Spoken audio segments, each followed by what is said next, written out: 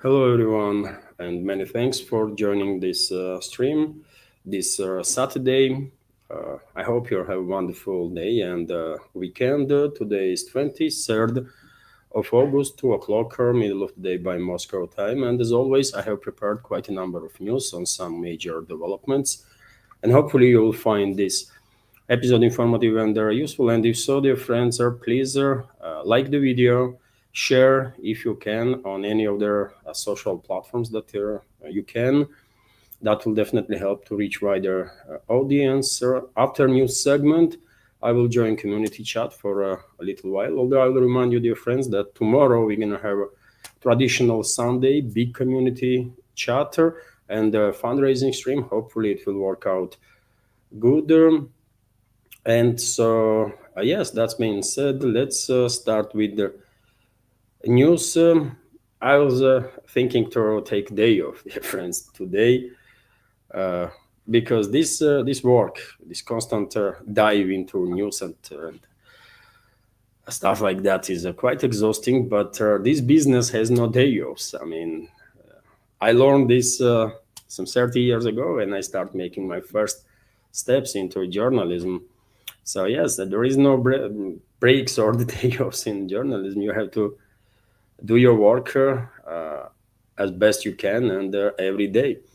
But anyways, dear friends, let me start the news segment now. And first of all, reminder, dear friends, that today is 82nd anniversary of the victory, great victory of Soviet people, Soviet army, or the Nazi Germany and its allies in a Kursk battle, which started on 12th of July, I believe, and ended on 23rd of August with the liberation of Kharkov. And to this date, dear friends, TASS News Agency is publishing archive videos of military operations filmed during the Battle of Kursk. And if you are interested in nuances of Second World War, in details of that, I definitely recommend to check out TASS News Agency's site for that. Of course, a great historical day and a great victory of the Soviet people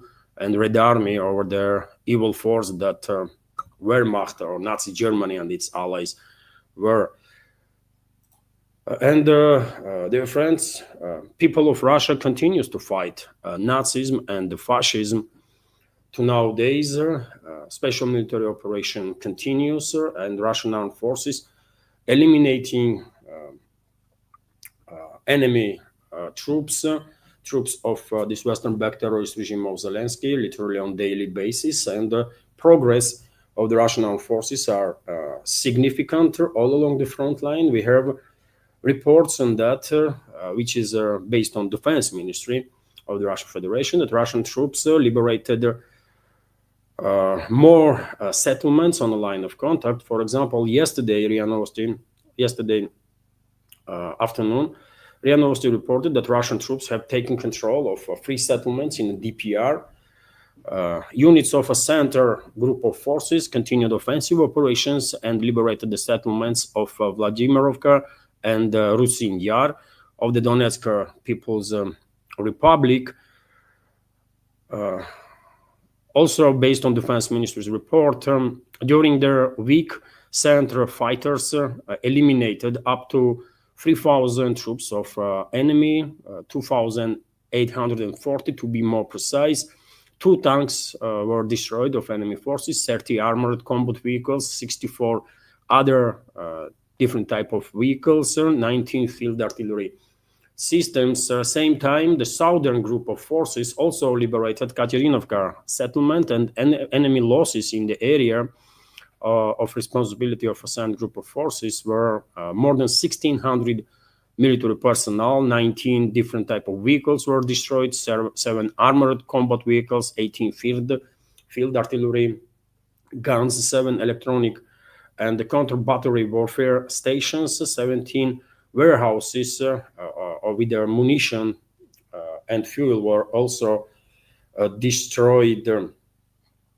Significant achievements, obviously, significant scale on that sector of Russian success. And also this morning, by the way, Russian media, for example, TASS news agency, reported again based on Russian Defense Ministry about liberation of more settlements on the line of contact. So Russian armed forces liberated Klibambik and Srednye in the Donetsk People's Republic over the past 24 hours. So just yesterday and today, by the way, Russian Defense Ministry confirmed the liberation of 5 settlements, although I'm 100% convinced, by the way, that Russian armed forces liberated more settlements actually on line of contact. But Russian Defense Ministry, we all know, is a quite conservative institution and always take time before acknowledging progress of the Russian armed forces on any of their directions. So I'm quite sure tomorrow, day after, we will hear more from Defense Ministry about liberated territories in DPR and their other directions.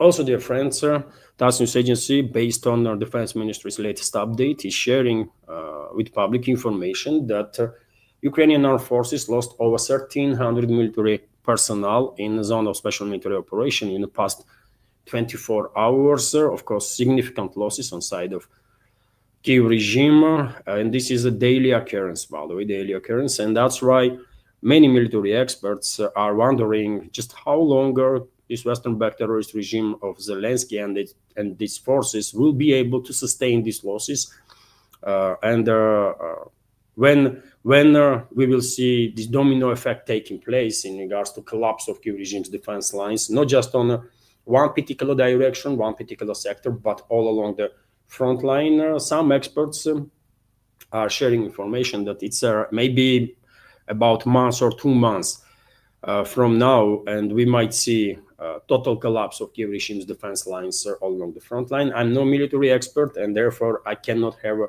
strong opinion on that, but casualty rate on side of enemy forces is tremendous, and it's just logical that at some point they're gonna collapse. Also, dear friends, TASS news agency is reporting that this morning, since the 9:30 up to 12 o'clock, Russian air defense systems on duty, just in this 2.5-hour period, intercepted 13 drones that was launched by Kiev regime to strike deep into Russian territory. 12 were destroyed over the territory of Bryansk region and another one over the Kaluga region. And of course, air defense systems are locked and ready to deal with their aerial targets 24/7. Later on today, we might learn about more interceptions. And when it comes to work of Russian Air Force and air defense systems, we have this report that Kiev regime basically confirmed the loss of yet another MiG-29 fighter jet. And usually when Russian either fighter jets or fighter pilots are intercepting enemy planes or air defense systems are doing the same, usually Kiev regime claims that those planes crashed. Right, that's the usual case. On very few occasions, Kiev regime actually acknowledged that they lost plane as a result of work of Russian either Air Force or the air defense systems. But nevertheless, let me give you some specifics. Pilot Sergei Bondar died in a crash of the Ukrainian MiG-29 aircraft. The Ukrainian Air Force reported on the night of August 23rd, last night, by the way. After completing a combat mission, the pilot of MiG-29 fighters, Sergei Bondar, born in 1979, died while approaching for a landing. The military clarified on a Telegram channel, so information is confirmed, by the way, and I'm kind of surprised that Kiev regime still has these MiG-29s. From where NATO countries are pulling out these planes, man. They're searching for these Soviet airplanes all over the world, by the way, and whenever they can buy it, even in bad conditions, they are buying it, trying their best to make them fly, and that's why it's 3+ years now, isn't it, since the beginning of special military operation, and time and again we are hearing about interceptions of the Soviet era planes like MiG-29s, Su-24s, Su-27s, and so on. I remind you, dear friends, that I believe this is work of Russian either fighter jets or air defense systems. I don't buy this nonsense from Kiev regime that plane crash. How come? And every time they lose plane, they are saying that they crashed. I mean, it's just not logical. Once, okay, maybe twice, maybe, but 10 times, 20 times, 30 times, no, man, it's nonsense, right? It's definitely work of either Russian Air Force or the air defense systems. And I remind you, dear friends, that already Kiev regime, just in last several weeks, made similar claims about crash of Mirage 2000, French fighter jet that was transferred formally to Kiev regime by Paris. Also, there were similar reports about alleged crashes of F-16s, right? I believe every single instance was a successful work of Russian Air Force or their air defense systems. After this conflict will end, we're gonna learn, by the way, much more about work of Russian fighter jets. I'm quite sure there are dozens and dozens and dozens of air-to-air kills, successful air-to-air fights on part of Russian Air Force, but because information is classified about specifics, we cannot know for now exactly what was going on. But after special military operation will end there, I'm quite sure we will learn some more on that. Also, RIA Novosti is reporting that Ukrainian Navy Special Forces Group was eliminated in the Black Sea.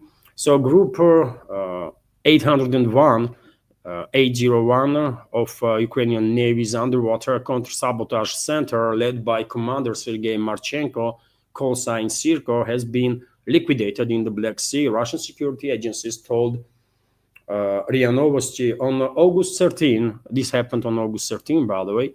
A group from the 801 underwater counter-sabotage center of the Ukrainian Navy, led by Commander Captain of second rank Sergei Marchenko, call sign Sirko, from Rudanovka, Kherson region, was liquidated in the Black Sea. Agency source said. Source also noted that the Ukrainian special forces were sent to their death because of their personal interests of their commanders. Another quote here: friends of their deceased report that Marchenko's group was simply sent to slaughter due to personal motives of their 801 801st Center's command, and his wife and their children will not receive the compensation they are entitled to. According to reporter, there are no more specifics. Why is that? Did they declare or designate this group, all the members of this group, as a missing? Maybe that's the case, by the way. The Kiev regime does this all the time, not to pay compensations to the families. At the same time, special forces of the Ukrainian army regularly die due to political decisions. Their agencies' interlocutor emphasized, as the source pointed out, the failures of the Ukrainian armed forces along almost the entire front line forced Zelensky to try to get small victories and beautiful shots in video frames, by the way, video ops basically, PR stunts, in order to maintain his rating. For this, Ukrainian command sends elite units of its army on obviously failed missions. And well, this is true, isn't it? This is true. On regular basis, we are receiving information when elite units of the special forces of their either main intelligence directorate of the Kiev regime or Navy or the SBU, by the way, have been eliminated completely or partially, and the rest was captured on different sectors of the front line. Just a few days ago, I reported about the elimination of one of the such groups in the Bryansk region, for example. Elite unit of main intelligence directorate of the Kiev's defense ministry was struck, and as a result of closer gun battle, Russian troops liquidated 3 members of that sabotage group, and 3 others were captured. And in previous my updates, I even shared with you video footage of that. You know about it, right? And on top of that, dear friends, as additional confirmation, we also have this report, for example, that group of 140th Special Operations Forces Center of Ukraine were also liquidated in Sumy region. So a group of the 140th Special Operations Forces, center of the Ukrainian Armed Forces, has been liquidated in the Sumy Oblast. This was reported to us by Russian security agencies. It became known that on August 17th in the Sumy region, a group from the 140th Special Operations Forces center of the Ukraine were liquidated, consisting of Group Commander Ilya Bilak, call sign Kolandets, Senior UAV Operator Stanislav Alexandrovich Yavorsky, born in July 21st, 2003, call sign Borat, from Kalush, Ivano-Frankovsk region. Also UAV operator, drone operator Yuri Shevchuk, born June 4th, 1999, call sign Julian, and the fighter with the call sign Sirius. Their agency source said yet another elite unit of Kiev region's forces were eliminated by Russian troops. And this is a regular occurrence, by the way. Usually these elite units are not really deployed on this scale on a battlefield, because their training, their preparations cost millions, right? These are elite units that are trained to conduct very specific operations, right? They are not even ready to end up in the trenches, right? Because they don't train for that. They can be taken by one artillery shell, I mean, entire unit, training of which cost maybe, I don't know, 10, 20 million dollars, right? But due to lack of manpower, and again, due to this constant strive of Kiev regime to have these media victories, like to put some flag somewhere and that kind of stuff, they are sending their elite forces to certain death. That's what is happening, and the interlocutor of TASS news agency was definitely correct while saying that for media campaign, Kiev regime is sacrificing, for media victories, Kiev regime is sacrificing significant number of its elite, not just ordinary units, by the way, that mainly are built on forcefully mobilized people, but even elite formations. And before I continue, dear friends, let me take a minute. Let me just take a minute and emphasize that this independent media project, as many of you know, is completely subscriber funded, and only exists as long as I have your support. And so if you like my work, if you want to help me to maintain basically this project and to stay in this field of news and political commentary, please consider to support. You can do it through several means. You can donate to this project through PayPal platform or Boosty platform. You can subscribe to my Patreon and Boosty pages and choose your level of support from $5 a month up to it's up to you. There is a choice there. Links to my Patreon and Boosty, PayPal are under this video in the description box on both channels, on YouTube and Rumble. Also, you can use crypto if you are good with that. I always mentioning that, but there was only a few occasions when I actually received donation from crypto. It's not that popular among our community, I guess. Also, dear friends, during the live stream, because I'm streaming simultaneously on YouTube and Rumble, you can use super chat feature on Rumble, where my channel is monetized, to donate and same time send any question or the comment that you want to be highlighted in a question time segment of this live streams. What else? You can become a premium subscriber on Rumble too. It's only 4 premium subscribers for now on Rumble. Hopefully, community will grow there too. And hopefully community of ours will grow on Patreon, by the way, Patreon and Boost, because it is tremendously important for survivability of this project. Okay, that's been said, dear friends. Many thanks to everybody who supported and continues to support and keeps me in this field of news and political commentary. I don't take nothing for granted, so truly grateful for this unique opportunity, dear friends. Thank you. That's been said, let's continue with some more news. And next is this report that I have bookmarked for you from RIA Novosti that Russian President Vladimir Putin met with the nuclear industry specialists in Sarov. Um, Many call this city a nuclear city, by the way, or city of nuclear scientists, which is not far to be true. It is true, by the way, right? It's a great scientific center of Russian Federation, among number of others. So President Vladimir Putin arrived there in Sarov yesterday. This happened on a working visit where he met with the nuclear physicists and the specialists in the nuclear industry. The head of the state spoke about the development of the nuclear sphere, international scientific cooperation during the special operation, and the negotiations with American leader Donald Trump in Alaska. And let me give you some key statements from Russian president that he made yesterday. So Putin congratulated Russian nuclear scientists on their 80th anniversary of the domestic nuclear industry. Almost 500,000 people are involved. Excuse me. Almost 500,000 people are involved in the Russian nuclear industry. This is a real force, Russian president said, and he is correct, of course.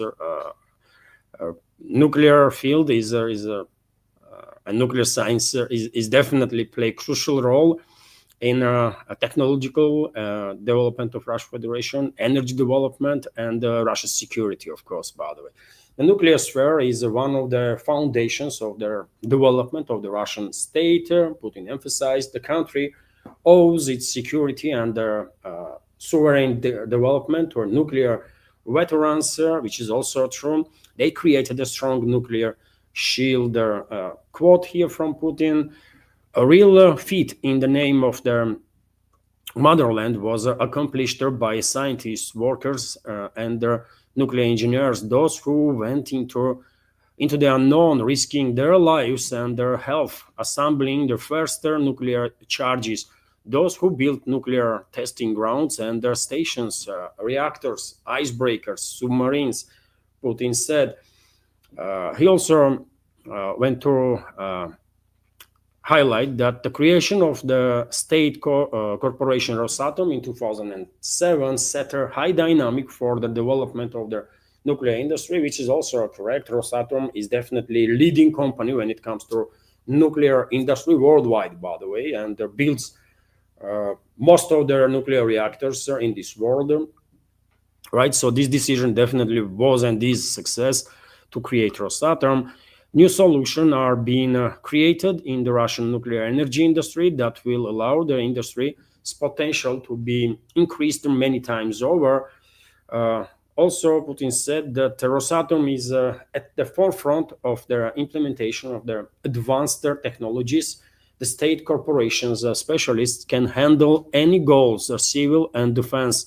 Russia needs to set big goals in the nuclear industry and strive to make a qualitative step in the development of their entire civilization.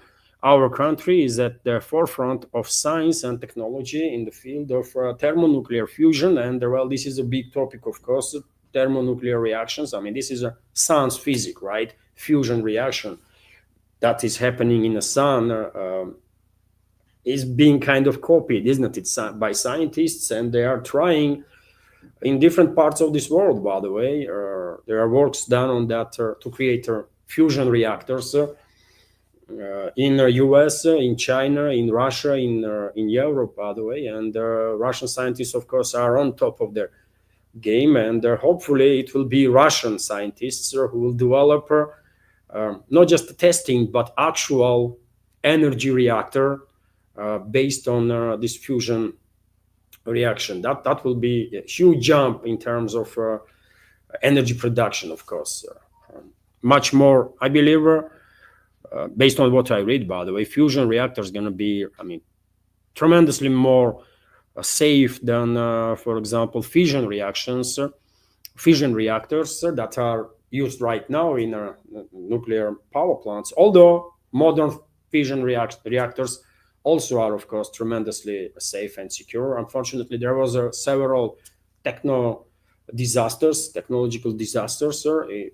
involved, in which nuclear power plants were involved, and therefore there is a fear of nuclear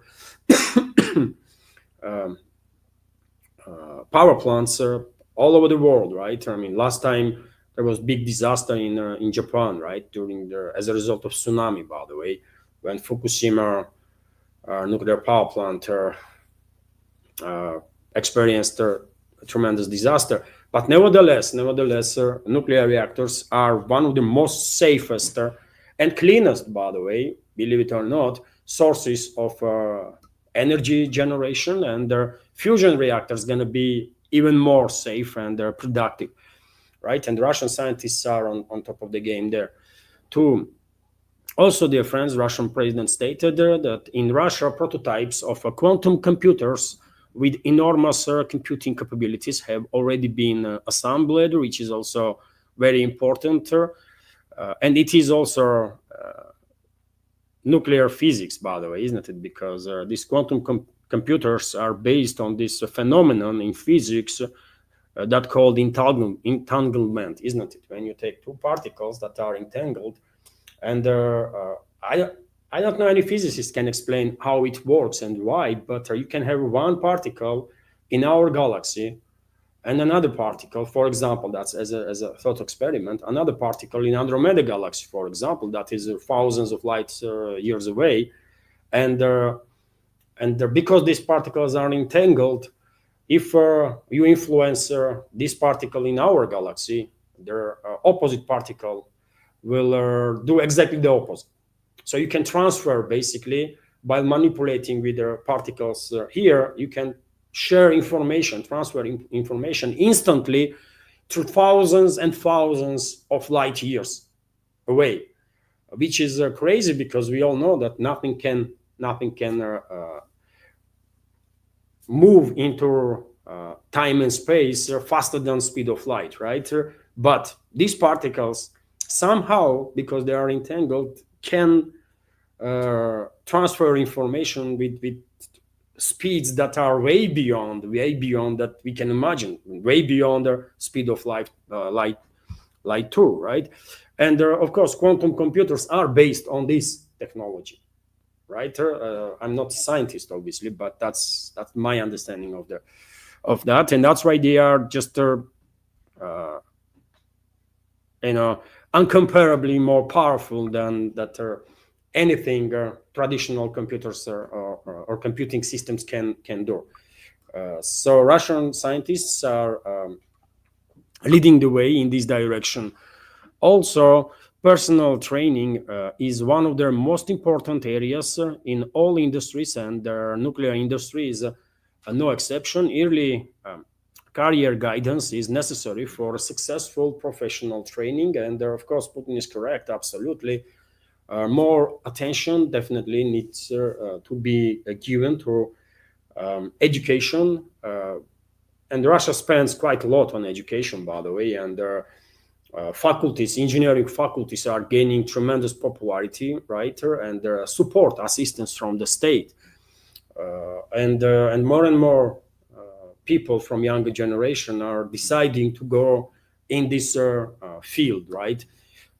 Because there is huge demand. By the way. So quite many steps being done in this direction, and more will be done based on statements of Russian president to further enhance educational system and open more opportunities for younger generations. Also, in regards to international cooperation during their special military operation, Russian president stated that Russia does not have unfriendly countries. They are unfriendly elites in different states, and that's exactly what I am saying always, isn't it? That we should never consider peoples of other countries as enemies, even if majority of them being brainwashed due to Western sickening propaganda and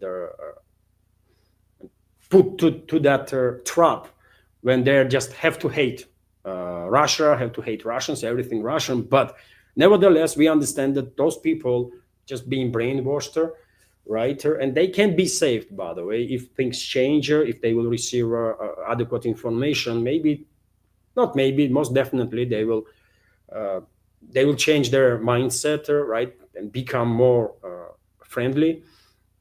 But nevertheless, we should not take other peoples or the countries as enemies necessarily, because our enemies are elites of those countries, so-called elites, by the way, that are ruining lives of their own fellow citizens and are trying hard to ruin the Russia and ruin the lives of the Russian citizens. So I agree with the Russian president on this statement 100%, by the way. Western so-called elites are evil force that is an existential threat for all of humanity, no matter where you live. I mean, in Russia, in US, in somewhere in Europe, or in Australia, or Japan, or China, or India, South Africa, I don't know, Argentina, by the way. Western ruling class, this evil force is existential threat for all of us, everywhere, right? And I have said that million times in past, and I believe I'm 100% correct on that. There is a propaganda in the West. Russian president continued. They say that Russia started the war, forgetting that the war began in 2014 against the population of Donbass, and Moscow is doing everything to stop it. And this is also a factually accurate statement. This proxy war, West started against Russia in 2014 while orchestrating coup d'etat, bloody coup d'etat in Kiev, right? And I will argue, by the way, that first phase or initial phase of this proxy war against Russia did started even earlier than that, in 2008, when Western ruling class used their puppet regime in Georgia under leadership of Saakashvili to reignite civil war inside the country first, and then to attack Russian peacekeepers and provoke Russian reaction. Exactly after 2008, by the way, collective West began demonizing Russia in ways that we have not seen since the end of Cold War, isn't it? You will agree with me on that, I believe. And we all remember, by the way, it was 2007, isn't it, when Russian president went to Munich Security Conference, and he was warning exactly about risks that continuation of Western hostile policies towards Russia will create dangers, right? And he was correct, by the way, but unfortunately, Western elites did not listen to the warnings of the Russian president in 2007, and not just did not listen, but their response was basically further escalation of the hostilities. And in 2008, they began this massive assault on Russia, right? While provoking war in Southern Caucasus first, and then demonizing Russia big time. And after that, they did a bloody coup d'etat in Ukraine in 2014, and the rest is history. So Russian president definitely is on point there, right? And we should not forget, dear friends, Western ruling class, Western propaganda loves to talk about Budapest Memorandum, isn't it? This topic is becoming somewhat relevant again nowadays when topic of final resolution of the Ukrainian crisis is discussed in a public sphere, right? And Western propagandists, Western so-called politicians, public figures are again mentioning this Budapest Memorandum, saying that, well, there was a disagreement that Russia and other countries should provide guarantees to Kiev regime, and it did not work out. Well, it did not work out because based on Budapest Memorandum, by the way, Ukraine should be neutral, right? And what NATO or what collective Western ruling class did in 2008, they not just provoke war between Georgia and Russia while using their puppet regime in Georgia under leadership of Saakashvili, but they openly, by the way, invited Georgia and Ukraine to join NATO. And by doing so, they break this memorandum, Budapest Memorandum, based on which Ukraine should be neutral, always, right? It was in the constitution of Ukraine too. But West ignored that, right? They invited Ukraine into NATO, and that was the end of Budapest Memorandum. They did it, not Russia. But you're not going to hear truth, by the way, in the Western media, isn't it? And Western so-called public figures, with very few exceptions, and even that only in alternative media, You're not gonna hear actual truth about anything really, right? Including Ukrainian crisis. But anyways, let me continue, dear friends. Russia continues to work in the nuclear sphere in the Western countries and NATO, which is also true. I mean, Russia is cooperating with Hungary in the nuclear field.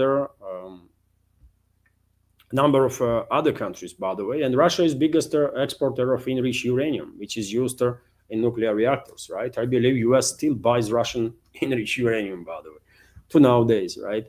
Moscow continues to, and Russia, Rosatom was cooperating with Finland too. I don't know if cooperation is completely frozen now or partially uh,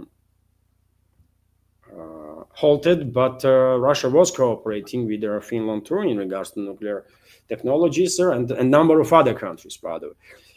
Um, also, the France Russian president stated that Moscow continues to supply nuclear fuel to unfriendly countries and in decent quantities. Yes, that's exactly what I mentioned. Putin also spoke about exports of the Russian nuclear fuel. Also, Putin stated that Russian scientists continue to work with the specialists from Europe. Even before the start of special military operation, Moscow was developing relations with their friendly countries. As for purely pragmatic issues related to business, we have enough orders. After all, we are number one in the world today. Rosatom is the absolute leader in the global nuclear energy. No other company in the world built so many facilities in general and so many facilities abroad, which is also a factually accurate statement. Rosatom is way ahead of any other competitors in this field. Russia does not put its partners on the hook in the nuclear sphere. And by the way, Putin mentioned NATO, isn't it? Russia is building cooperation in nuclear field with NATO member states. It's not just Hungary. By the way, Russia is building Akau nuclear power plant in Turkey, and talks are about building more nuclear power stations, right? And so Rosatom is heavily involved in Turkish energy industry for sure. So Russia does not put its partners on the hook in the nuclear sphere. Those who stopped interacting with Moscow due to political pressure will return. So there is no, door is open based on a statement of Russian president. Door is open for cooperation, and that's the statement that you expect from a diplomatic standpoint. Of course, relationships with US, by the way, Russian president spoke about that too. Excuse me. Meeting with Trump in Alaska was meaningful and frank. Russian president said, as for our relations with the United States, they are at an extremely low level after the Second World War. I have already said this many times, but with the arrival of President Trump, I think that the light at the end of the tunnel has finally begun to appear, Putin said. And yes, maybe we have some reasons to be cautiously optimistic, but only cautiously optimistic, by the way. That's all we can allow ourselves right now, I think, and Putin is on the same page, I believe. Contacts between Moscow and Washington continue at the level of ministries, and the companies. Putin expects that the first steps taken by Russia and US will be the beginning of the full-scale resolution of the relations, restoration of the relations, and the pace of work for this will be maintained. But the results depends on the first and foremost on the Western partners. Trump's leadership qualities are a good guarantee for restoring relations between Russia and the United States. I don't know why Putin had to say any nice stuff about Trump. I know it's a diplomacy, it's a policy. We all know that Trump is a narcissist, and he would be happy to hear such words from Russian president. But nevertheless, I think this is a bit too much. But yet again, who am I to judge, isn't it? So for Russia, the most important thing is its sovereignty. Its loss would mean the end of the country's existence. And well, he's on point, by the way. Sovereignty is very important, obviously. Russia is a self-sustained civilization. And that says it all, isn't it? Russia is a self-sustained, great civilization. Russian world, by the way, right, which is extremely rich in every ways possible. It's diversity, it's multiculturalism, multi-ethnicity. It's unique. Russia is unique force in this world, unique civilization, and there always has to be independent, because that's the only way we can maintain this uniqueness of the country and the world itself that a Russian world is, right? There are countries that exist peacefully without sovereignty. All of today's Western Europe is practically deprived of such a sovereignty, Putin said. But yet again, maybe it works for European countries for a little while, but it will definitely not work for Russia. And yet again, look what is going on in Europe, by the way. Eurosceptics are on the rise, right? And true patriots of their countries or their people are on the rise too. And their voices are being heard now, right? If they've been completely ignored and suppressed 10 years ago, 20 years ago, now they are, in many cases, they are forced to be reckoned with, right? Take a look at the Germany, by the way, for example. And these processes are unstoppable. Take a look at the UK too, by the way, and France. This process is unstoppable, and these people, patriots, I will say, will eventually probably will manage to reclaim their country and say in their own destiny. And if this will happen, by the way, wide window will open for true cooperation, true friendly relationships and cooperation between the European countries and Russia. If they are standing on their own interests, then we can talk, right? We can understand each other. But if they are just their colonies, sort of, and don't represent their own interests, but interests of the Saturn groups, then a dialogue would not work. And it does not work, isn't it? Unfortunately, vast majority of European states are tremendously hostile towards Russia for no reason, by the way, for no reason at all, just because they are colonies, quite effectively, right? And globalists want this confrontation to stay. Globalists that are actually in control of Europe.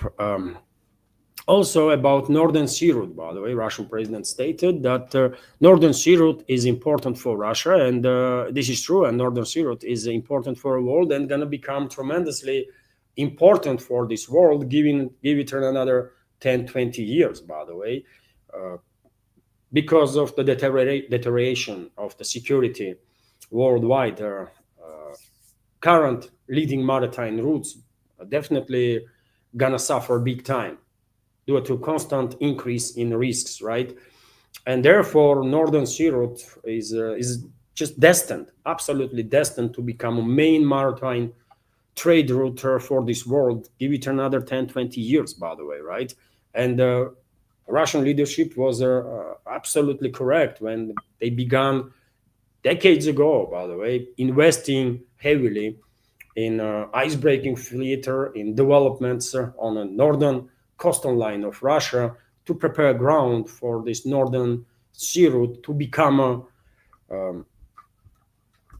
not just competitive, but reality. First of all, reality, right? And now, of course, more investments are needed because there's additional infrastructure to be built and stuff. And Russia is on this path for sure. No other country has such a nuclear icebreaker fleet as Russia, which is true, by the way. No one even close. There is a reason to be, and no one can build nuclear icebreakers like Russia does.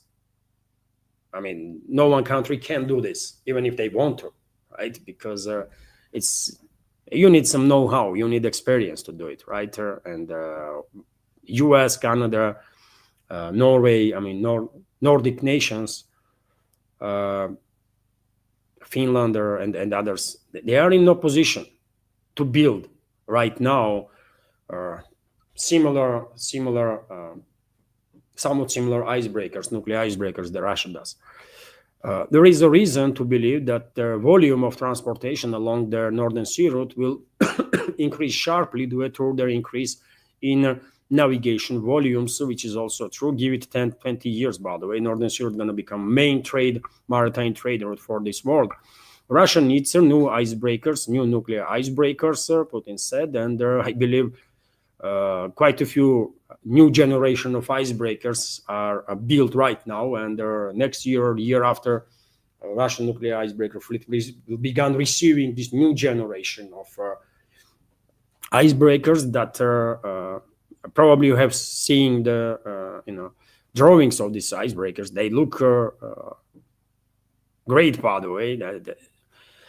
Something from science fiction, like that they are great vessels. What can I say? Right, much more powerful, I believe, than current icebreakers that Russia has. Russia needs new nuclear icebreakers, and many countries of the world are interested in using the Northern Sea route. It would be foolish not to develop it. Issues of Russia's defense capability are related to the research and the use of northern latitudes, which is also true, of course. Our strategic nuclear submarines go under the ice of the Arctic Ocean and disappear from radar. And this is our military advantage. President said the Arctic zone contains huge reserves of mineral resources, and Russia has already begun to work there. Rosatom's work in the Arctic has enormous prospects. No one else has the technologies that Russia has for working in Arctic, and this is of interest to its partners, including the United States. He hinted basically that Russia is open for potential cooperation with US in regards to number of fields, including Arctic, by the way. And the US also has great interest to be a part of the development of the Arctic. That's why Trump almost immediately, once he get to office second time, began talking about Greenland and Canada, by the way. Access to the Arctic, right?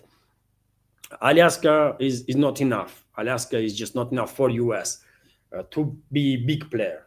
They need some more, and the topic of Canada and Greenland is not out of discussion.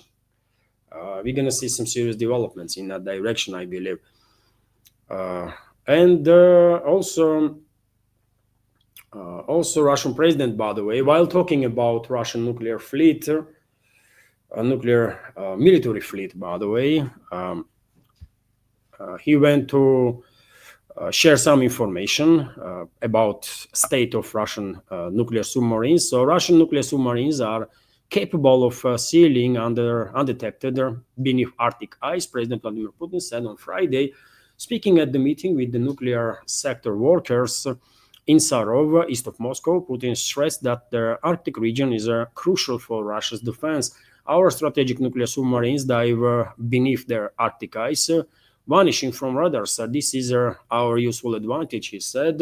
He added that Arctic research is also extremely important as shipping routes are becoming more accessible due to melting ice. It is our competitive advantage because many countries are interested in using the routes, Putin noted. Yes, I already spoke about this.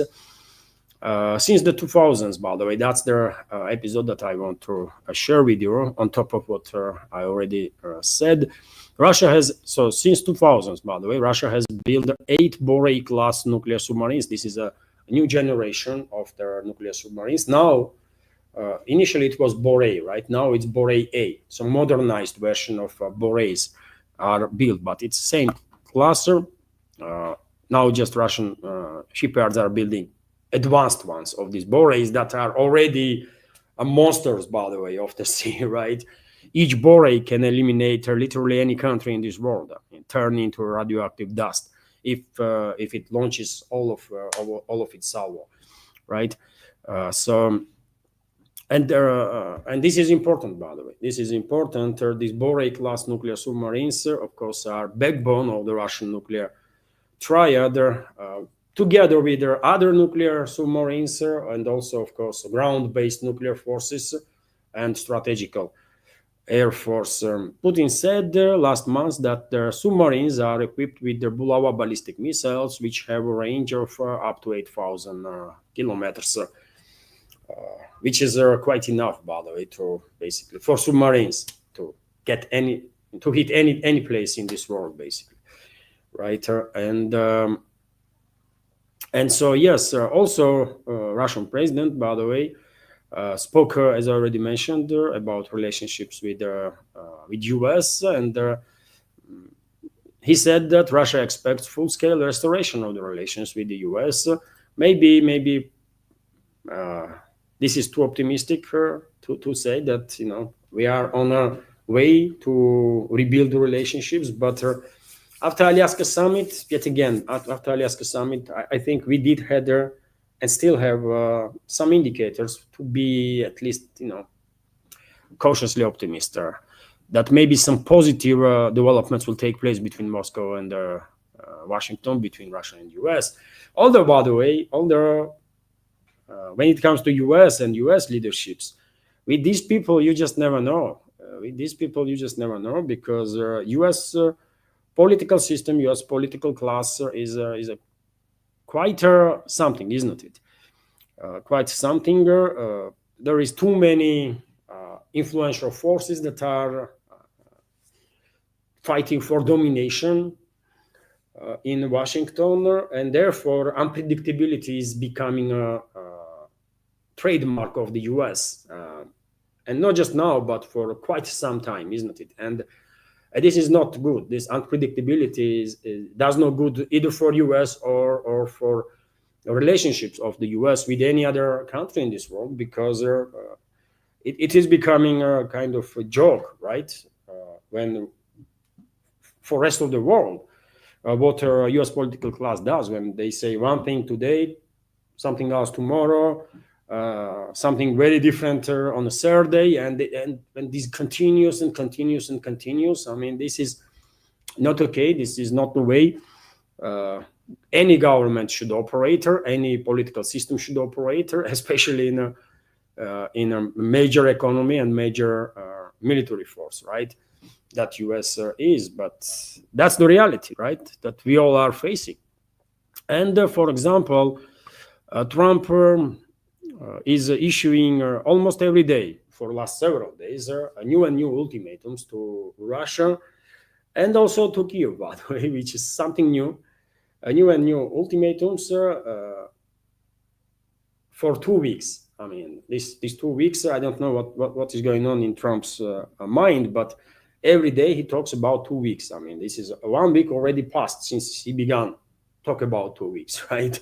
So when these 2 weeks end, can anybody tell me where these 2 weeks end? I don't know. Tomorrow he will come up and say, well, in 2 weeks we will find out.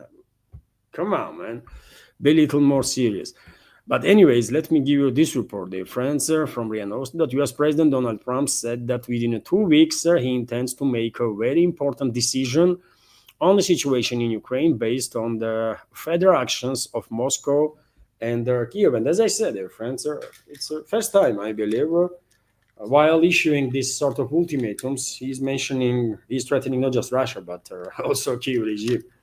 Let's listen to a couple of short clips of Trump's statements. For example, this one. And I'm not happy about anything having to do with that war. I settled 7 wars, and actually, if you think about pre-wars, add 3 more, so it would be 10. I thought this would be in the middle of the pack in terms of difficulty. No, I'm not happy about anything about that war. Nothing. Not happy at all. We'll see what happens. I think over the next 2 weeks, we're going to find out which way it's going to go. And I better be very happy. It was said. And arrogance of Trump, by the way, is obviously something something else, isn't it? He's a president, man. He should not act this childishly or foolishly. Which word is more correct? I mean, he's a president, right? And to say that, better I be happy and or what, what you gonna do, right? It's bad optics, man. This guy is not some teenager, right? That tries to act tough on a schoolyard. He's a grown-up man, right? Some 80-year-old guy. What he is doing?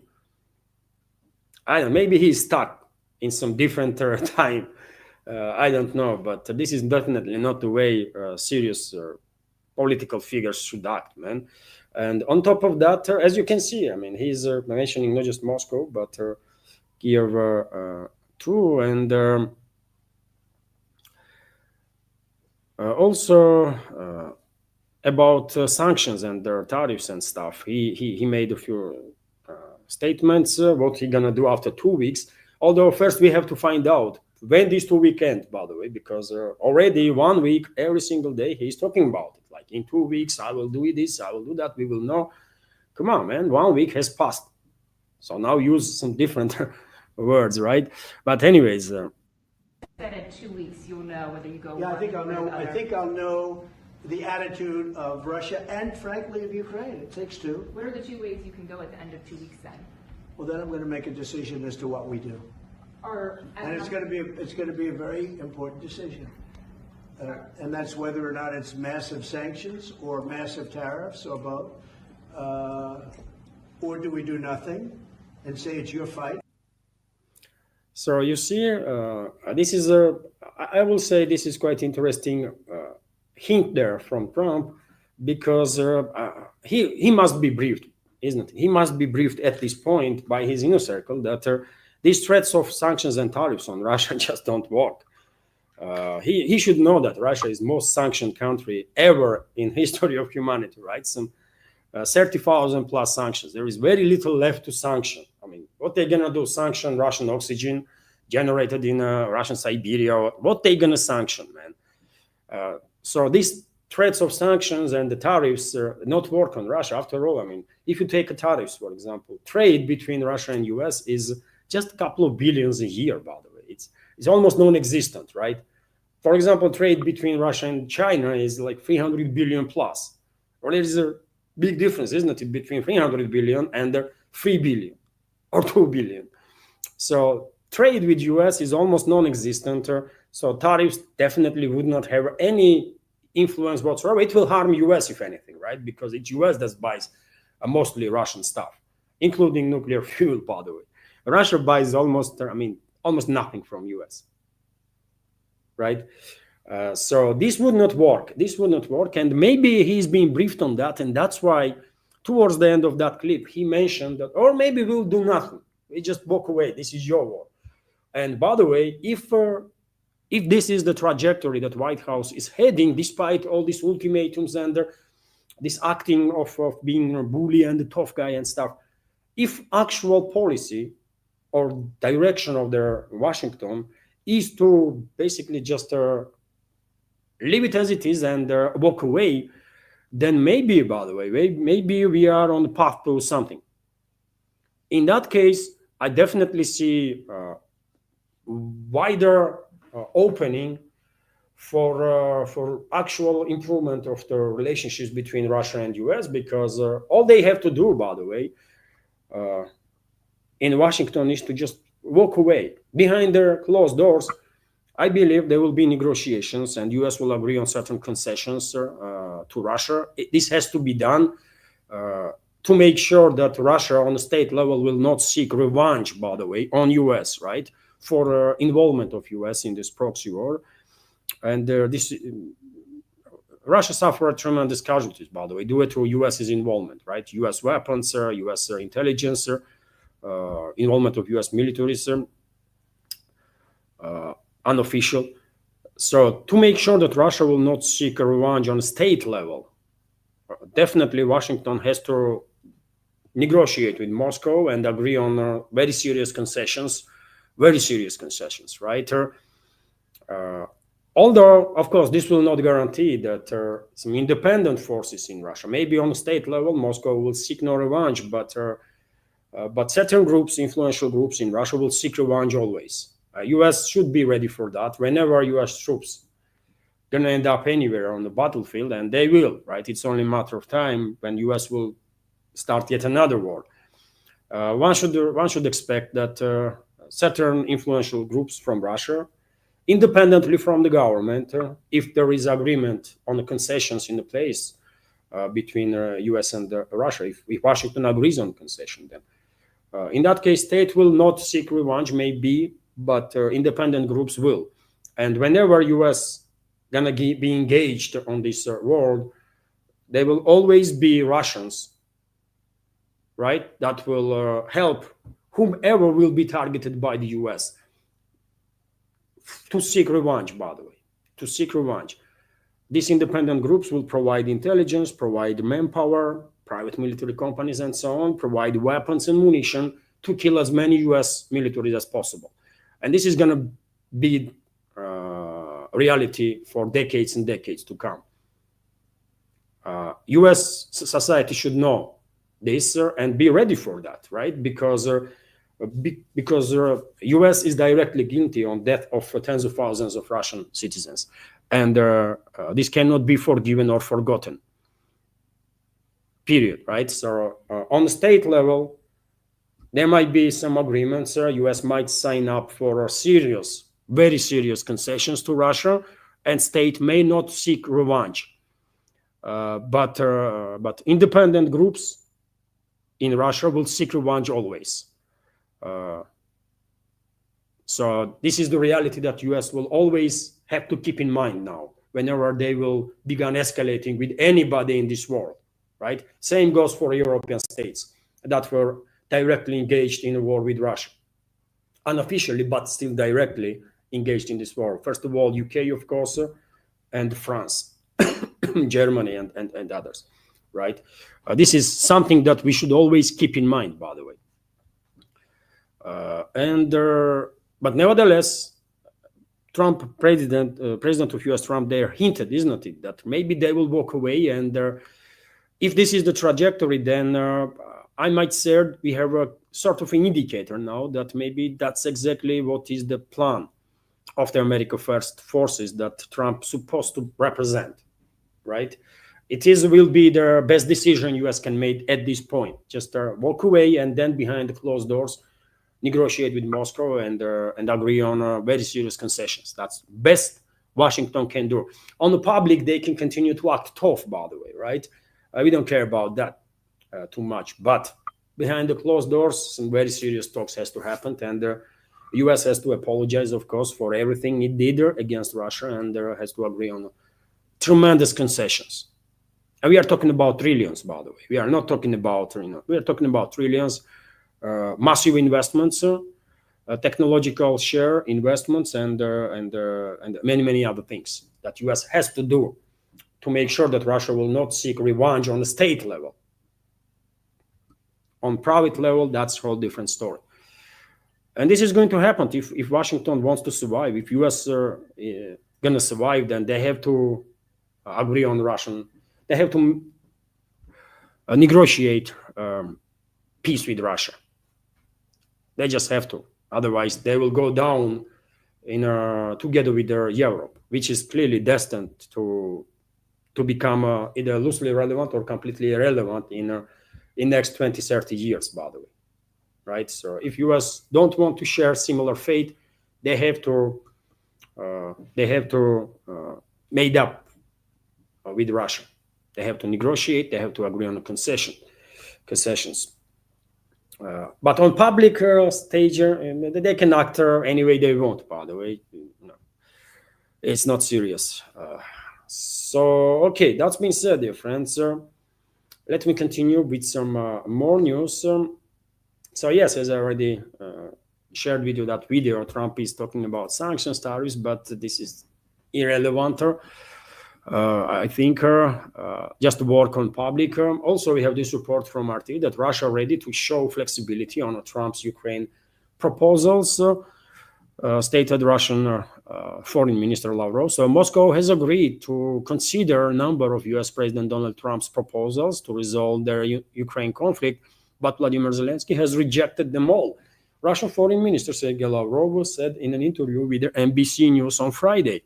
Trump put forward their initiatives following his summit with Russian President Vladimir Putin in Alaska last week. Lavrov said President Trump suggested, after encourage several points which we share, and on some of them we agreed to show some flexibility, Lavrov told NBC. According to the top diplomat, Trump brought up their proposal in his meeting with Zelensky and some of his Western European backers in Washington on Monday.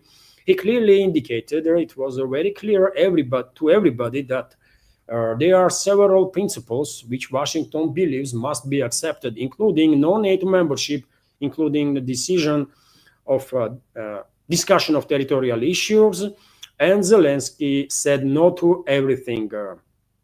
According to Lavrov, and he added that Ukrainian leader has also refused to resign legislation prohibiting the Russian language, which is true, by the way.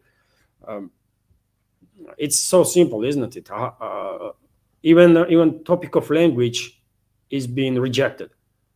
And Moscow was saying that Russian language should be protected in Kiev-controlled territory, and the Russian speakers should be protected. Zelensky said no. Putin is ready to meet with Zelensky when the agenda would be ready for a summit. Lavrov also emphasized, and he is on point. He is on point here, by the way. I will just add that it's not just Zelensky, or not so much Zelensky, but the globalists. I mean, who the hell is Zelensky? Puppet of the puppets, right? Of the globalists. So therefore, it's globalists that don't want to see peace for now, and will continue to do everything they can while using their proxy regimes in Europe, UK, France, Germany, Italy, and others to send money, weapons, everything for prolongation of this conflict. And this will continue until Russia will say enough is enough, and until Russia will force basically globalists and their puppet regimes to face the reality, basically to come to their senses, face the reality, acknowledge that they lost, and to begin de-escalating. Until Russia will force them to de-escalate, they're not going to do it. They will sacrifice literally everybody on Kiev-controlled territory, literally everybody, right? I don't know, it's 20 million people there now, 18 million, they will sacrifice all of them. With no care, absolutely, right? So therefore, only way to stop this madness is to force Western so-called elites to submission. That's it, man. And Moscow will have no option soon, by the way. Moscow soon will have no option, I think, but to take force, extreme force, and force to submission globalists. And this is going to happen, by the way. Moscow tried harder and continues, by the way, to try hard to avoid their deployment of extreme force, right? To avoid their next level of escalation from Russian side. But nevertheless, because Moscow clearly sees that globalists are definitely not about ending the hostility, definitely not about peace, what choice Kremlin really has in this situation? What choice? So globalists have to be forced. European ruling class has to be forced to submission, and Moscow will do it. It's a matter of time only. And we are getting closer and closer to that exact point. And RT is also reporting that, representative of this Western-backed terrorist regime of Zelensky tried to kind of respond to Lavrov's statements and said that Zelensky ready to discuss territory with Putin. Earlier, Zelensky himself, right, openly, while talking to journalists, said that this topic is out of conversation. And since then, I mean, every single day he basically continues to claim that, well, they cannot withdraw forces from nowhere, public is against it, there will be no territorial swaps, no withdrawals, no nothing. That's Zelensky's position, right? But a deputy of the foreign minister of Ukraine tried to tried to respond to Sergei Lavrov's statements and went to say that, well, Zelensky is ready to discuss the territory with their face-to-face meeting with Putin, which is crazy to even say, isn't it? I mean, these issues have to be discussed by expert groups, right? First, they have to reach out an agreement, and then meeting between presidents might take place. You're not gonna, how you gonna ask Russian president to meet somebody to discuss topic that is not being prepared by experts? I mean, how this, in which world these people are living, man? How stupid they are. I don't know. I don't know how you're gonna ask any president, by the way, for that matter, any serious leader, to have a meeting with somebody and discuss right there and then certain topic. It's crazy, isn't it? Leaders are meeting when topics already been discussed and some agreements been reached, man. These people are very busy, right? Serious ones, at least. Zelensky is not even leader, by the way. It's this freaking clown, like low-level actor that was put in position of president, and he's acting, right? But nevertheless, globalists, they are stupid, right? If they actually think that they might actually get to Russian president this way. Let's have a meeting and discuss some stuff. No, man, this is not the way things work. So Ukraine is ready to discuss its territorial dispute with Russia at direct talks between Vladimir Zelensky and the Russian president Vladimir Putin. A senior Ukrainian foreign ministry official has said, adding that their current front line should be the starting point of their negotiations. In an interview with the NBC News on Friday, Ukraine's first deputy foreign minister Sergei Kyslytsya reiterated that the country's population is categorically against trading our land for peace. Excuse me. As I said, by the way, every single day, even when you think they are coming to some sense and making some sensible statements, no, man. They might make one sensible statement and they're literally simultaneously, I mean, next statement they will make will contradict previous one, and further indicate that Kiev regime, and that is Western ruling class globalists, are not in for peace. They want further escalation. By the way, break. Yes, they would be happy for a break because Zelensky's regime is in desperation, right? Zelensky's regime's forces are in desperation, and many military experts are predicting that they're going to collapse in a couple of months' time. They're very close to that. So break would be very helpful for them, but they are definitely not for peace in these talks, right? And yet again, it's just too stupid to ask any president, any serious president, including Russian president, by the way, to meet somebody and then first time discuss something. What the hell, man? How these people can be this stupid?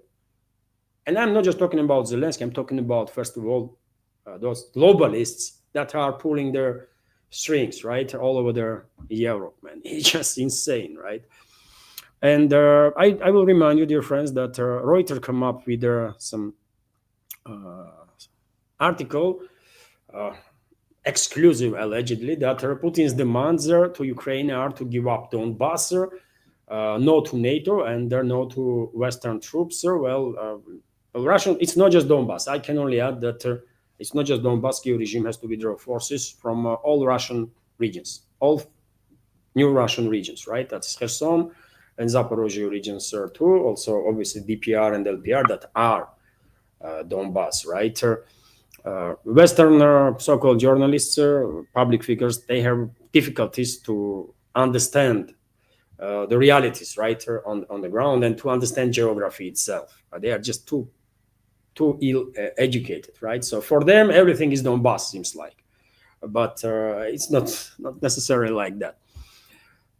Also, dear friends, quite interesting news that RT shared this morning, that China allegedly is ready to send the peacekeepers to Ukraine.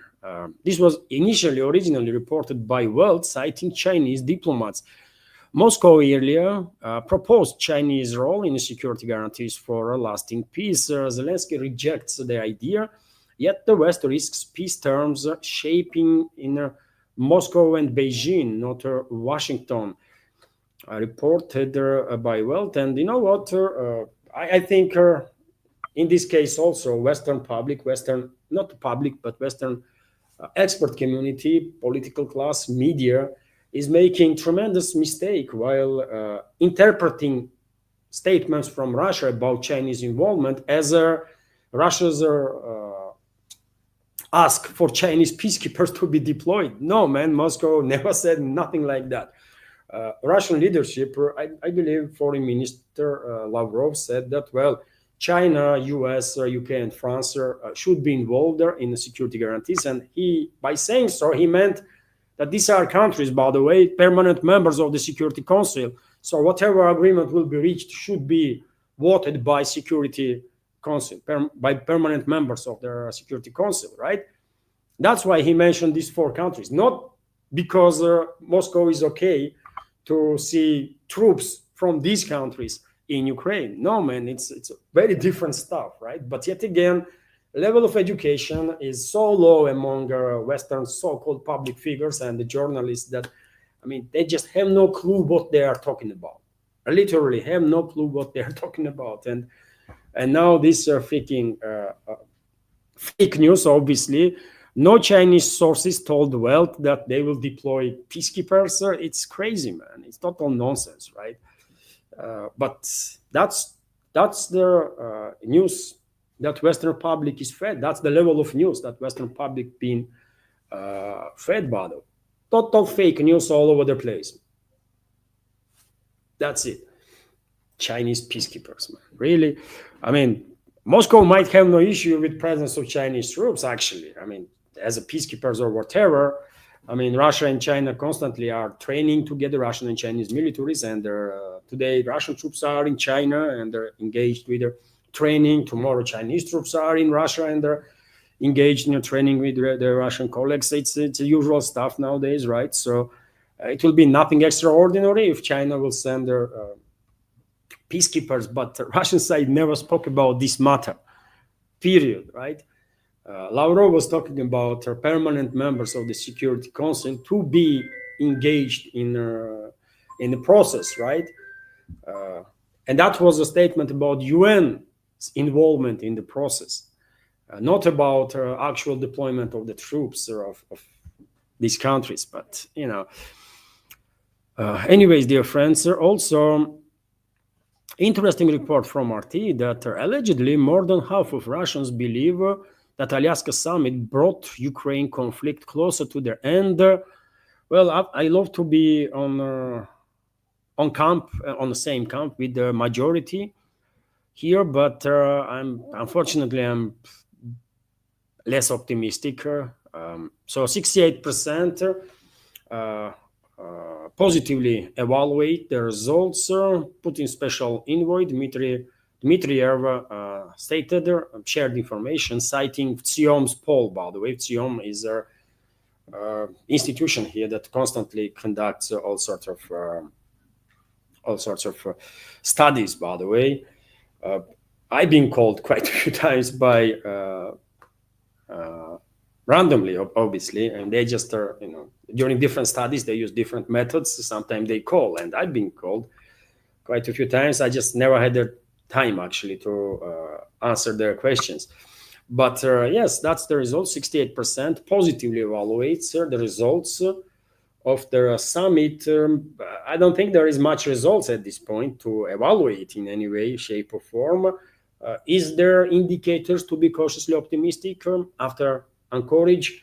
Yes, and I am cautiously optimistic, but to say that this summit brings closer Ukrainian crisis, in some sense, maybe if US will walk away, right? If US will walk away as a result of Anchorage, then obviously that will bring an end to this conflict closer, because without US's direct involvement, obviously globalists and their puppet regimes all over Europe are going to struggle to maintain this proxy war against Russia much longer. Right. So in that sense, yes, conflict will end faster. But will US walk away? That's the question that I have. We might have some hints on that, but it's just too early to call. I think. Let's see. Let's see. But it is interesting. It is interesting that majority of society here in Russia has positive attitude towards that Anchorage summit. I was skeptical initially, by the way, but based on what we see and read, after Anchorage, I think I was too skeptic, too much of a skeptic. I think summit went quite okay, I will say. So meanwhile, dear friends, globalists and globalist puppet regimes in Europe continue to take steps to prolong this proxy war against Russia. And we have this report that EU dumps another 4.5 billion euros into Ukraine's coffers. Part of a long-term program till 2027, total funder near 170 billion euros so far. Every EU member state must be proud and happy, isn't it, that they are spending hundreds of billions of euros of taxpayers' money to kill people, basically, to prolong this proxy war, to sacrifice more and more residents of Kiev-controlled territory. Yes, I mean, the European states should be proud of this achievement. Wow. It's a shame, isn't it? It's a shame, by the way, that Europe is in that state right now. It's just a shame, man. What these great nations, by the way, have become, and who is ruling there, by the way? Who is ruling, man? Some unelected freaking bureaucrats in Brussels and aristocracies, right? And aristocracies are these most bloodthirsty elements Europe has ever produced, man. Local aristocracies and royal families, man. So much for so many revolutions all over the European countries, and formally they all are republics. Not all, but majority are republics, but in reality they've been run by these freaking aristocracies still to nowadays. Such shame, man. Also interesting news, I believe, that Poland is planning to increase military spending way above even 5% of GDP that was demanded by NATO, and it is true, by the way. Poland is spending like there is no tomorrow on militaries. They are buying weapons everywhere they can buy, in US, in Europe, in South Korea, by the way. I mean, Poland probably has more South Korean K2 main battle tanks than South Korea has, right? They are buying weapons from all over the world, and if anything, this tremendous militarization of Poland should be warning shots for its European neighbors. First of all, Germany, by the way. First of all, Germany. If anything, Poland is gearing up for a war with Germany, because they know if they are successful in reclaiming lost eastern territories, that is some 70% of modern Western Ukraine, and they will reclaim those territories, by the way. It's only a matter of time, I believe. Once that happens, of course, Germany will raise the question of German territories that was given to Poland as a compensation, right, for losing territories in East. And by the way, this territorial dispute between Germany and Poland, which is inevitable, absolutely inevitable, will not be resolved peacefully. I can tell you that. I'm 100% convinced that in 10, 15 years from now, max, they're going to be war between these two countries, man. Germany and Poland. And Poland is gearing up. Poland is gearing up big time, man.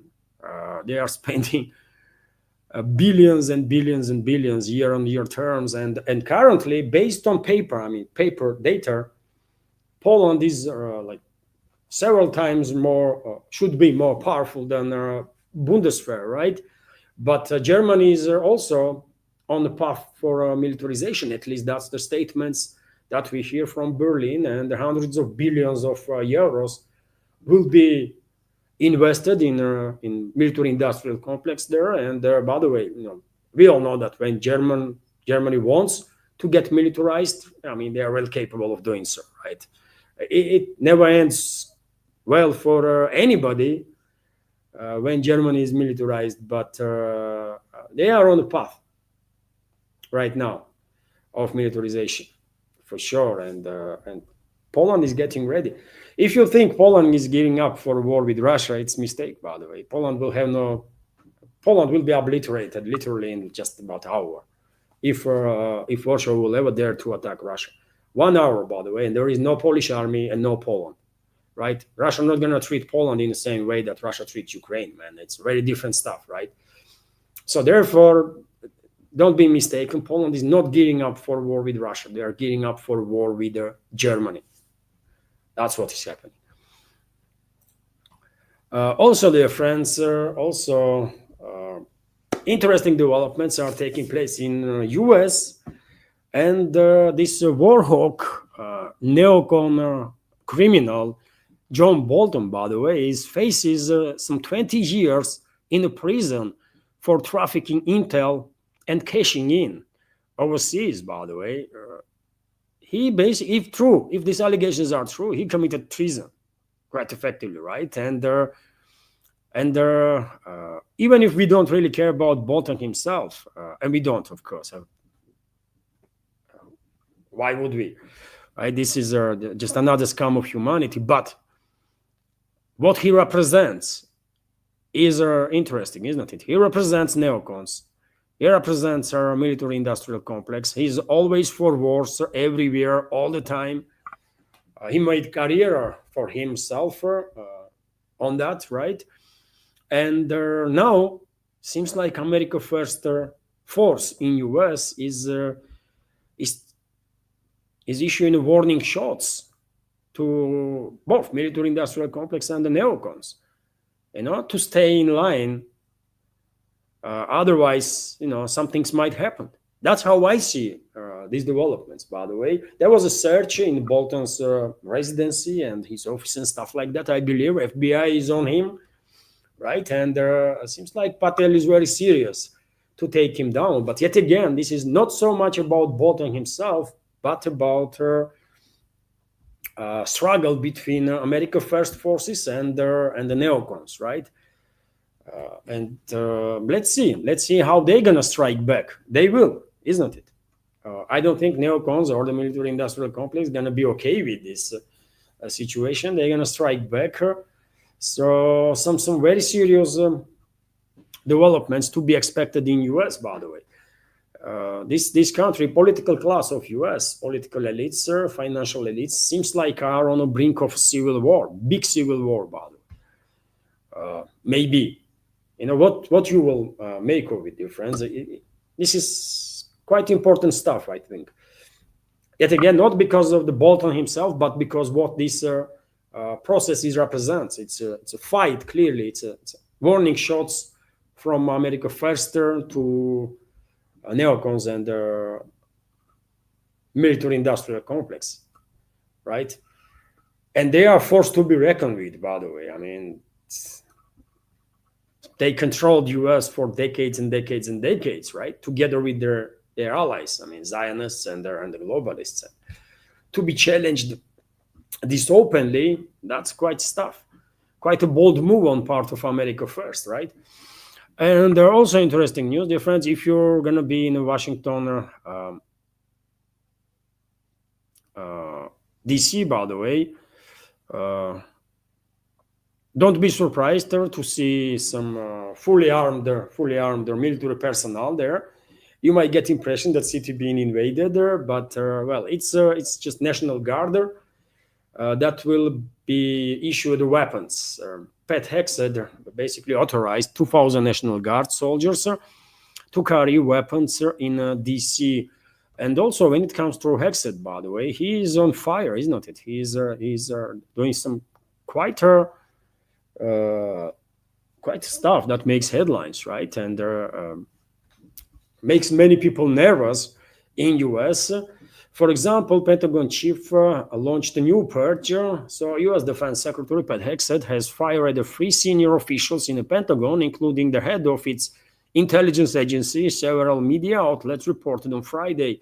The exact reason for their dismissals has not been clarified, but they followed a leak suggesting that the U.S. strikes on the Iranian nuclear program did not destroy it completely, contrary to claims by the U.S. President Donald Trump. And by the way, how are you gonna? I mean, this is insane, isn't it?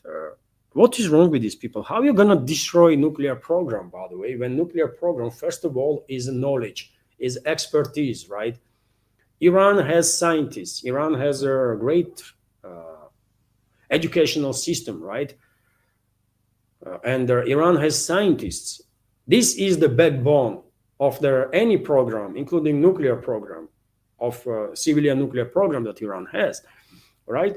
So to say that Iran's nuclear program is being obliterated and non-existent, it's a priori is a lie, right? It's a false claim because there is knowledge, by the way. There is know-how in place. You might destroy one centrifuge or second one reactor or another, but as long as there is a brain force in the place, by the way, as long as there is scientists that can do this stuff again, then you failed. If your goal was to completely obliterate the program, to shut down the program itself, right? And this cannot be done by kinetic strikes on one facility or another. It just cannot be done. You're not going to kill all their professors, right, in Iran, all their physicists in Iran.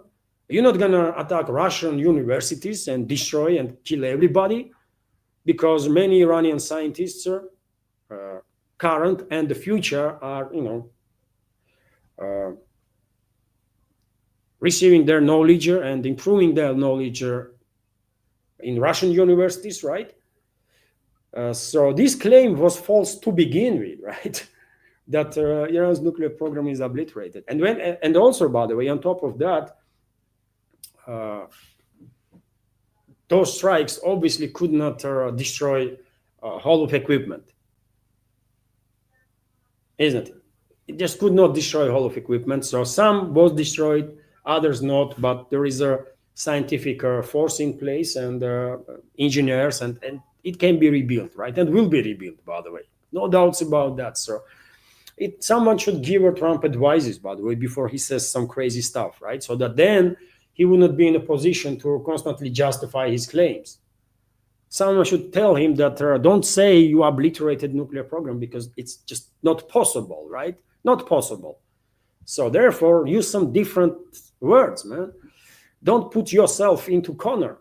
But nevertheless, by the way, I mean, it's U.S. political class, isn't it? They say something first and then think about it. It's crazy, but that's what they do.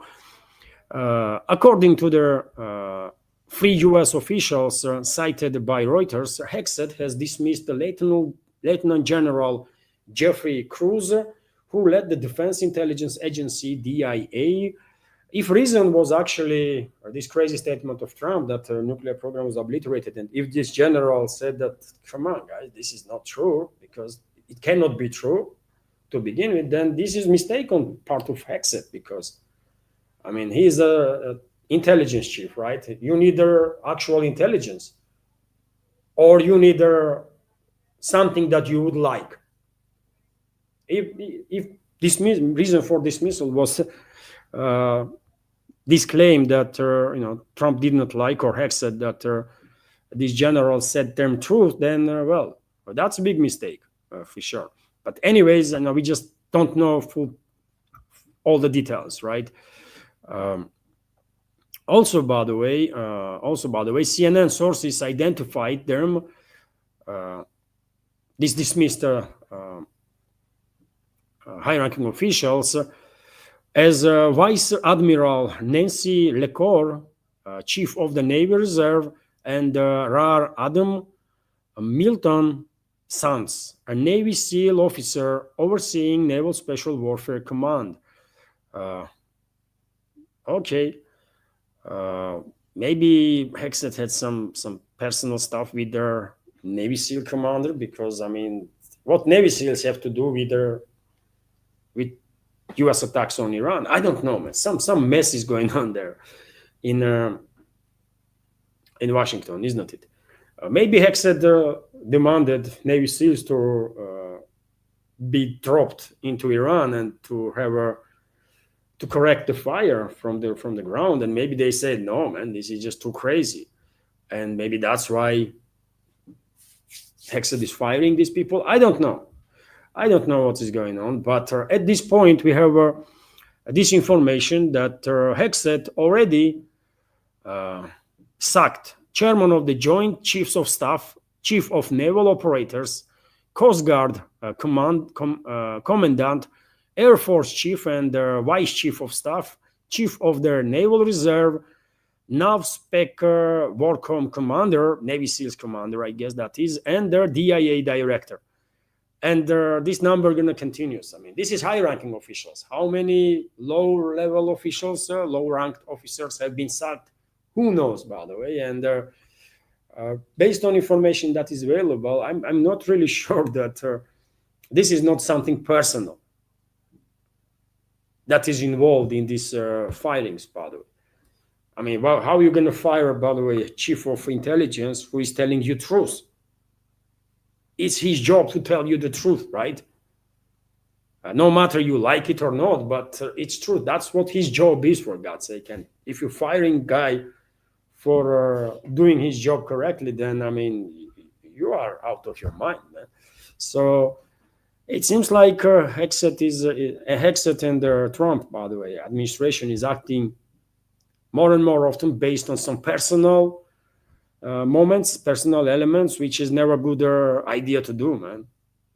You are in business of politics, geopolitics, running country, major superpower, and you cannot operate based on your some personal feelings, man.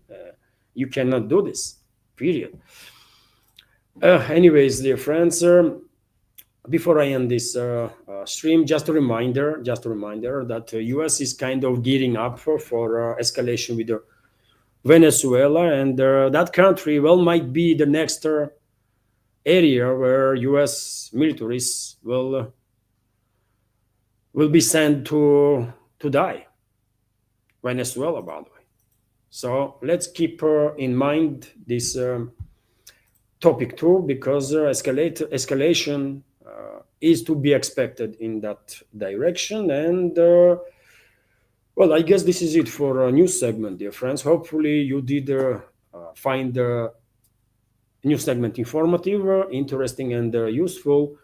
And if so, please like the video. If you did not already, likes definitely, maybe not definitely, but I think more likes and more comments do help to deal with their algorithm. So if you can, please like the video and leave some commentary, by the way, in the comment section, not just in the chat, but in the comment section too, and after the stream. But on Rumble, you can leave comment anytime, by the way. On Rumble, comment section is open simultaneously with chat during the streams. But on YouTube, it does not work that way. Or maybe I just don't know how to allow chat to be open during the streams too. I'm gonna, try to find out that technical nuance. I guess there was no super chat during the stream, no donations, so I don't really have to highlight that. Well, unfortunate, but maybe tomorrow, by the way, a fundraising stream will be a success, and that will calm my nerves down a little bit while working whole next week. We will see. I will get engaged, dear friends, in the chat now. There was a okay, there was a donation on a Boosty, by the way. Anya, my wife, is telling me now, so let me check that.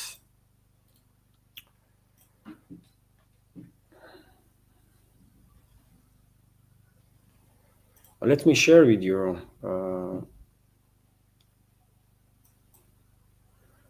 this screenshot, by the way, of donation on a Boosty.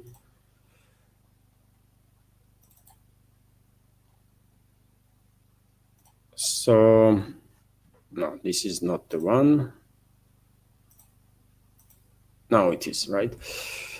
So thank you very much, Malina, for your $10 donation, 775 rubles. Thank you very much. There is no comment to highlight. Thank you for your support. I appreciate it. And yes, let me engage with the community now in the community chat.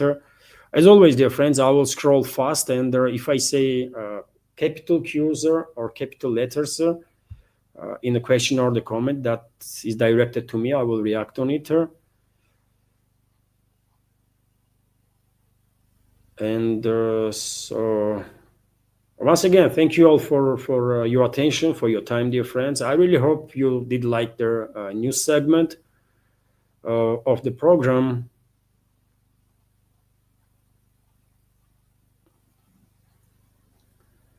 And well, I'm scrolling now, and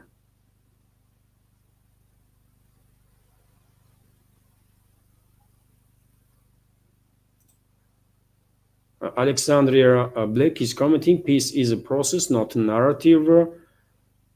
Yeah.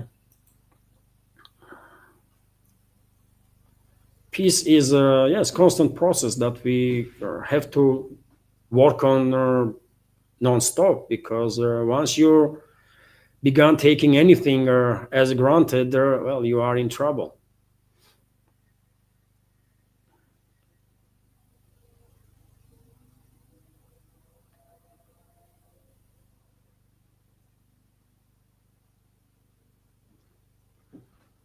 Pum, pum, pum, pum. So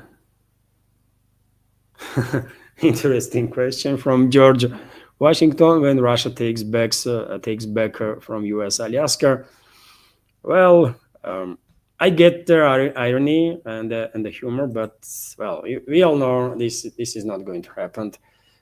Alaska is a part of US. Russia has no claim on that territory, and that's it. End of story. And by the way, I don't think people in Alaska want to become either independent or join Russia or any other country. I think they are happy Americans, most of them. So that we might see if US will walk away. By the way, if US will walk away from this proxy war, if America First forces will actually maintain initiative and do what is best for US citizens, then in that case, US will definitely walk away from this proxy war. US will agree on concessions to Russia, right? And after that, I definitely see greater openings for cooperation between Russia and US that will tremendously benefit both countries and peoples of both countries, most importantly, right? So there is reasons to be cautiously optimistic, but only cautiously optimistic at this point. Let's see how the situation will develop in US, right? Because America First Force is gonna endure significant fight back from globalist allies, from neocons, and the rest of the powerful forces there. I mean, they're not gonna walk away without fight. So it is interesting how successful this America First Force will be. On that is, fate of US depends on that. I truly believe so. I mean, if US is not run by true patriots, people that are focused on US actually first, then US is going down together with Europe. And it's only 20, 30 years from now, max. And if that's the trajectory that US will go, together with Europe, then they will be in a very dark place, man, in a couple of decades from now. So only chance for US to survive and to maintain significant presence on geopolitical scale is to have a leadership that actually focused on America, that conducts policies based on best interests of the American people. And in that case, well, of course, Washington and Moscow will cooperate because there is not single reason, by the way, why should not Russia and US be even close friends and allies, man? Why should not we, really?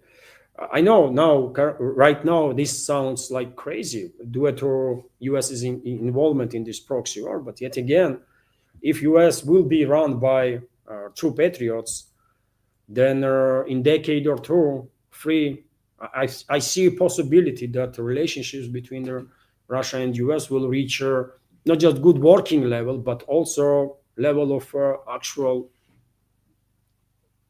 partnership. It's a possibility, by the way, because objectively speaking, there is no reasons why should we be enemies. Why should we be hostile to each other, right? And Russian leadership was always highlighting this point, man, right? Unfortunately, US was run by all sorts of morons, puppets of the globalists, usually globalists, neocons, and so on. And US was used and abused by these forces tremendously, isn't it? US and US society, right?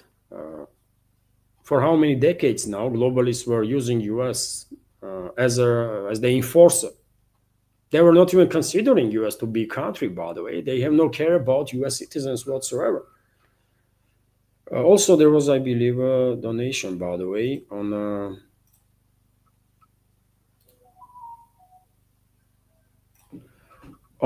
Boost, on a Rumble, by the way. So let me highlight. This.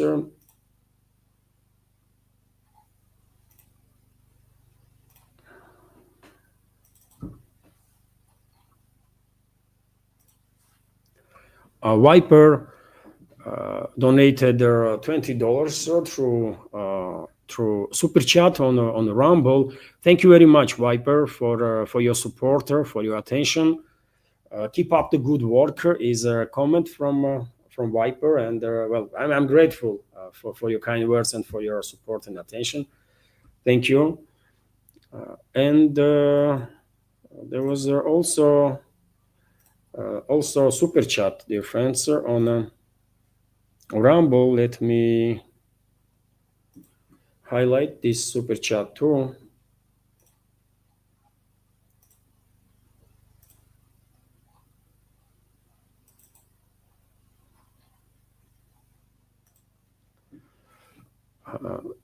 Super chat from Dead Reckoning. Thank you very much for $5 donation and your super chat question. Are civilians moving into areas like Avdiivka or other major areas secured by Russia? Dead Reckoning is asking also, is there any reconstruction going on, or are we waiting for the end of the conflict? Well, obviously, there is a certain reconstruction is going on in places that are already being completely secured and demined. Lots of time is taken by the mining process, isn't it? Kursk salient, for example, has been liberated from invading force for quite a while now, but in many areas, locals are not allowed to go back, residents of those settlements, because this demining process takes quite a lot of time.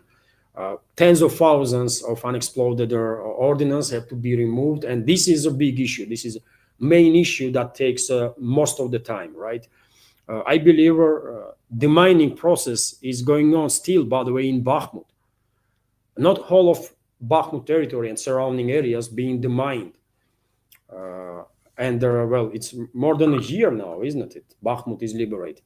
So therefore, obviously, process of returning their civilians into liberated area will take quite a time. First of all, because of this time-consuming process of demining, and then only after that you're going to be able to move in engineers moving equipment to clear the territory, to remove the debris, and to begin reconstruction, basically, right? In some cases, some buildings are so destroyed and damaged that you have to just build a new building from scratch. In some cases, buildings can be reinforced and restored.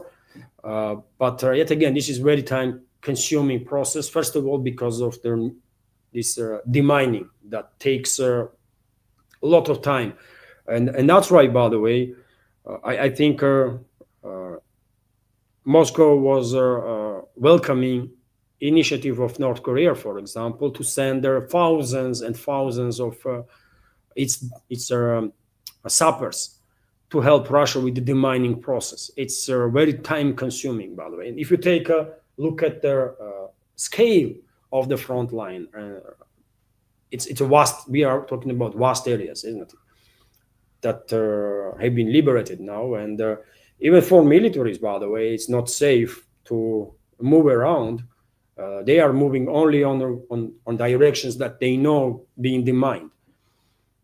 So it's this is main reason why process is relatively slow. But in some other areas where the mining process already have been finished, for example, by the way, in Mariupol, I'm quite sure you are familiar with the great work that was done by Russian engineers to rebuild the city, right? And process continues. Certain districts of Mariupol are changed unrecognizably. Those districts never looked as good as they look right now, and city was almost completely destroyed. But yet again, first sappers went in once city was liberated. First sappers went in. It took a tremendous time to demine the city, right? And only after that, engineers were actually allowed to go in, bring in equipment, and began reconstruction. So it's a time-consuming stuff, and therefore, in some parts where demining had happened, people are going back to their homes. But in places where either line of contact is too close or demining process is still underway, of course, civilians would not be allowed to go because it's just too dangerous, man. So that's how it is. No one gonna wait to the end of the conflict itself, by the way. No, it's all about the mining process. It takes a lot of time, and I'm afraid the mining of a whole area where battles were taking place will take decades in many cases. This is a work for decades. Until now, by the way, time and again, during either construction works or stuff, munition of a Second World War era is found in different areas of European part of Russia, right? Until now, even though the mining processes were done and so on, but still until now, time to time, there are occasions when some shells are found, grenades or mines are found of the Second World War. So therefore, I'm afraid to clear for at least 99% all the territories that were experiencing battles, well, it will take a tremendous volume of time, for sure. But it has to be done because otherwise it's not going to be safe for civilians, isn't it? I mean, you have to clear from the mine not just settlements themselves, but also whole of surrounding area, right? For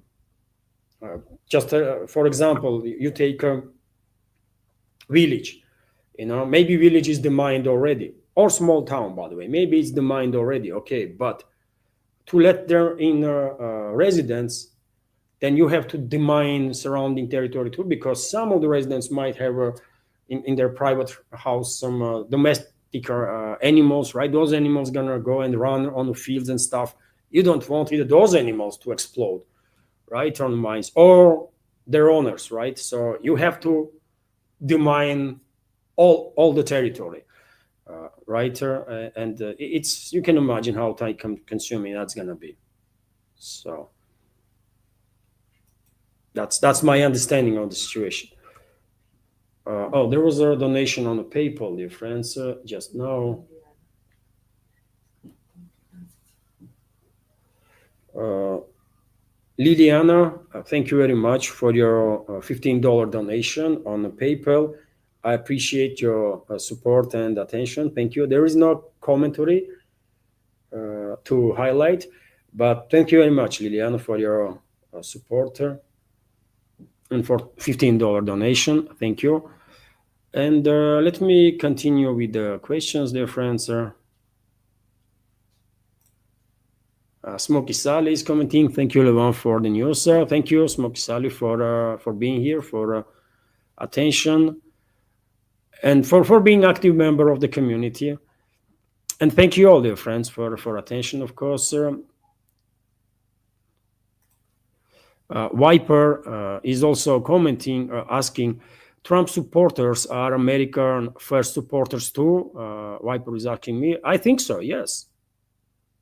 That's exactly what I think, that base of Trump supporters are America first people that are focused on America, want investments in America, want government to work for America and American people. That's my understanding. Maybe I'm wrong, Viper, you tell me. But I think Trump supporters in US are the America first people, majority of them. That's my understanding. I mean, yet again, I don't live in US. Maybe my understanding is mistaken, but I think base of Trump supporters or MAGA supporters, of course, are America first people. And if they reclaim their own country, by the way, if they are successful, these America first people, and if they reclaim their own country and their own destiny, then in that case, I mean, maybe it will sound today, ridiculous to say that Russia and US might become actually good allies or good partners and allies. But yet again, if America first people will reclaim their own country and their destiny, then in that case, I see no reason why in decades, in 20, 30 years time from now, US and Russia would not be allies. I mean, why would not? We should not be enemies, that's for sure. I mean, there is no single reason why US and Russia should be hostile about it. There is nothing for that in there, isn't it? Only reason why there was a hostility in place, especially after Soviet Union collapsed, is because globalists and the neocons were using and abusing US as their tool, right?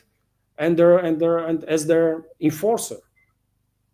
That's all. And they were demonizing Russia for various reasons. And one of the reasons is that, well, US military industrial complex needs enemies, right? Everywhere, because that's how they make money. For example, that's one of the examples, right? Globalists have different agenda, Zionists different agenda, and all these groups of influence, by the way, were abusing US for decades and decades, right? So, I mean, I really hope America first people will succeed in reclaiming their own country, because in that case, I see great potential for partnership, for rebuilding the relationships, between Russia and US. And that's exactly the direction I think that Russian leadership is pushing the processes,